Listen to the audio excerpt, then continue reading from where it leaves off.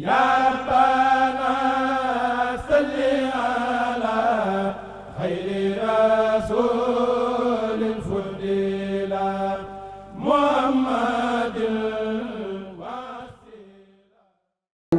alaikum wa rahmatullahi wa barakatuh. Nous allons enchaîner avec nos internautes et ceux qui nous suivent dans la langue française pour parler de ce que nous avions annoncé hier. Et nous avions commencé à traiter un chef-d'œuvre de Cheikh Ahmadou Bamba, en l'occurrence Jazboul Khouloub, l'attirance des cœurs vers le connaisseur des mystères. Et nous avions fait une présentation globale. Aujourd'hui, c'est le lieu de parler des critères formels, des aspects formels, et qui révèlent également une chose connue: le cheikh est d'une dextérité sans commune mesure. Et parmi ces critères, nous avons surtout insisté sur les invariants universels de la poésie, parce que la poésie est en rythme, est en sonorité. Il y a beaucoup de critères, n'est-ce pas, qui traversent les frontières et qu'on retrouve dans toute forme de poésie, qu'elle soit française, qu'elle soit arabe, qu'elle soit d'une autre contrée. Mais ce sont des invariants, ce sont des exercices sur le texte écrit, ce sont des exercices sur le signifiant, n'est-ce pas, qui montrent, n'est-ce pas, la dextérité du chef. Et nous commencerons par le titre. Le titre est le premier contact entre celui qui lit et l'objet de la lecture.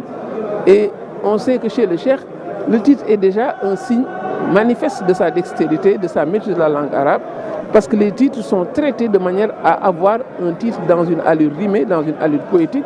Et le titre de Jazboul Khouloub n'échappe pas à la règle. On dit Jazboul Khouloub li alamil ghuyub. On sent que Khouloub rime avec ghuyub.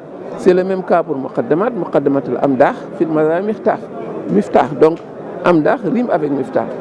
On voit également dans Mouaïbou Nafi fil Madaï Shafi. Donc on voit que même le titre déjà est le premier signe qui montre la dextérité du cheikh par rapport à, n'est-ce pas, ce qu'il fait sur le plan de la poésie. En ce qui concerne le maître du vers, on est dans le cadre d'un rajaz particulier qu'on appelle le Majzou Rajaz. C'est un rajaz coupé parce que ceux qui sont un peu férus de la poésie arabe savent que le rajaz, ce sont tous les poèmes comme Taïsirul Ansir, comme Djalibatul Maraqib, comme Tuhfatou, comme Djawartou. Ce sont ces poèmes-là qu'on appelle des poèmes écrits dans la métrique rajaz. Jazbou est également un rajaz particulier. C'est ce qu'on appelle un rajaz coupé ou Majzou Rajaz, qui se présente avec 4 fragments et ensuite un dernier fragment qui est la rime principale. Nous allons y revenir. Ici, ce qu'il faut surtout mettre en évidence également, c'est que la rime est un point focal dans la poésie arabe. Parce que quand on consulte la poésie française, on peut voir des textes poétiques qui ne sont pas rimés. Alors que dans la poésie du cheikh, la rime est systématique. Tout le tonnage important que le cheikh a écrit, qui sont des poèmes systématiquement rimés. C'est déjà la preuve d'une dextérité sans commune mesure. Et on peut faire dans la poésie française, on peut faire œuvre poétique sans pour autant utiliser la rime. Alors que dans le cadre du cheikh, tous ces poèmes exclusivement sont rimés pour un tonnage de plus de 5 tonnes d'écrits, parce que évidemment la production du cheikh est telle qu'on le quantifie en tonnage mais pas en termes de produits ou en termes de nombre d'écrits.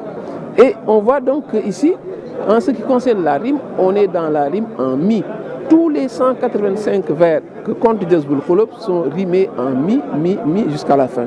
Mais la prouesse formelle qui s'y ajoute, c'est que le cheikh fait ce qu'on appelle l'Ouzoum Malayazam. L'Ouzoum Malayazam, c'est une expression pour dire un surcroît de règles que le poète s'impose sans être obligé. Mais c'est la preuve de sa dextérité. Et dans le cadre de Jazboul Khouloub, on voit qu'il y a toujours 4 fragments. Le cheikh aurait pu se limiter à un texte qui est rimé en mi sur 185 vers, mais on se rend compte qu'à l'intérieur des 3 fragments qui constituent chaque vers, mais il y a également une rime intérieure. Si je prends l'exemple du premier vers, Alhamdulillah Aqil Mubin, Man Kawlo Diyabin, Alal Kitabil Mustabin, Ma'adjami Ni'amin. On sent que les 4 fragments constituent une rime interne en bin. Et donc ça veut dire que c'est la preuve qu'il fait un effort pour rimer à l'intérieur, en marge, n'est-ce pas, de la rime principale, donc une double rime qui traduit une double prouesse de la part du cheikh. Et on peut aller plus loin encore, parce que la comparaison que je fais souvent, qui peut ne pas être valable, mais c'est à des fins pédagogiques, si un auteur dans la poésie française prend le parti, se pose le défi de composer un sonnet avec des rimes riches. Des rimes riches, ce sont des rimes avec 3 sonorités, donc qui se ressemblent, mais les gens vont s'extasier, on va crier à la prouesse, et un sonnet, ce n'est que 14 vers, 2 tercets et 2 quatrains. Ça veut dire donc que si le poète parvient à le réussir, mais c'est une prouesse incommensurable, alors que dans Jazbou, cette rime interne dont je parle, c'est le Zomma Layerzam dont je parle, mais il est fait sur 185 vers, n'est-ce pas, et pas moins. C'est la preuve donc que c'est une dextérité sans commune mesure. Il y a également d'autres figures de style qu'on retrouve dans Jazboul Khouloub. Il y a d'abord la littération et l'assonance, qui sont légion dans le poème. On peut donner le cas du vers 61, pardon, quand le cheikh dit Ya mulhiman qatwa faqa, salli ala man khuliqa, wal khalqa faqa kulluqa, kal khalqa wal tusallimi. Mais on a beau être, n'est-ce pas, on peut manquer d'une oreille poétique, mais on sent bien qu'il y a une allitération en Q et en H, et on sent également une assonance une assonance à un A. Donc ça veut dire que déjà, ce principe de l'assonance et de l'allitération, mais c'est un principe universel dans la poésie, et le cheikh y réussit.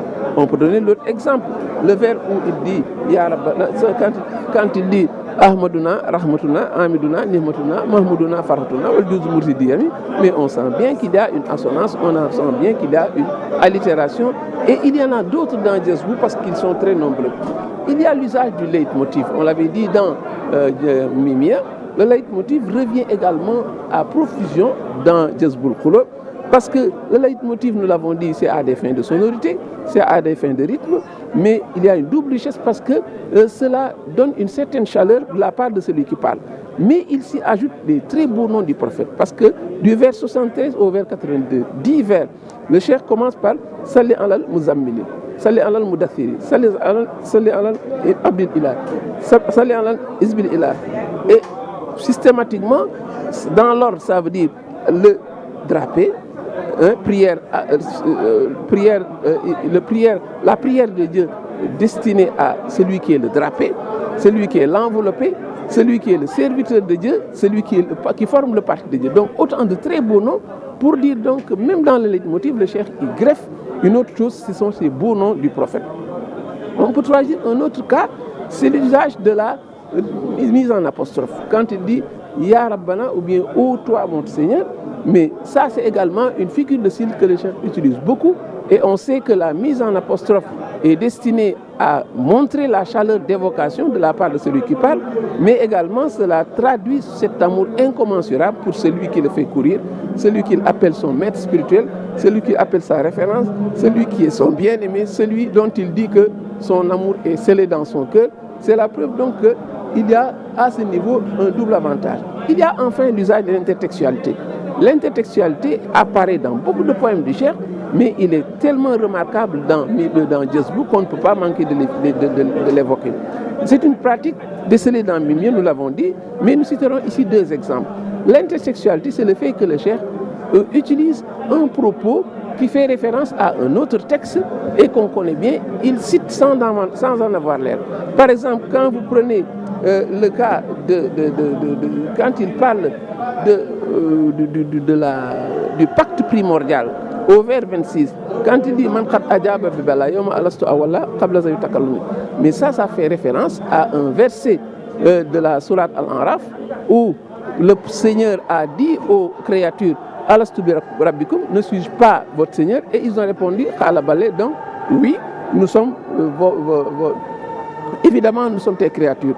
Donc il y a là un usage de ce fragment du verset qui se trouve dans Sourate Al-Araf, et ça qu'on appelle l'intertextualité.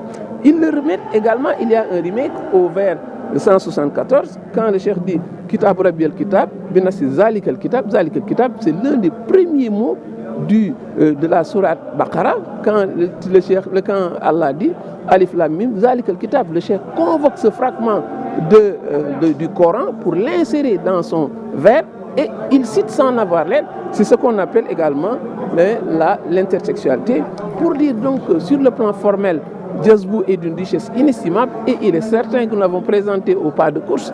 Il y a beaucoup d'autres aspects formels que nous avons peut-être élagués parce que le temps ne le permet pas, mais c'est la preuve déjà que ceci est un avant-goût de cette richesse incommensurable de Jazboul Qouloub. Et on verra que richesse pour richesse, il y a des thématiques que nous abordons demain qui vont nous montrer également une autre facette du poème pour dire donc qu'à tout point de vue, Jazbou est un chef-d'œuvre.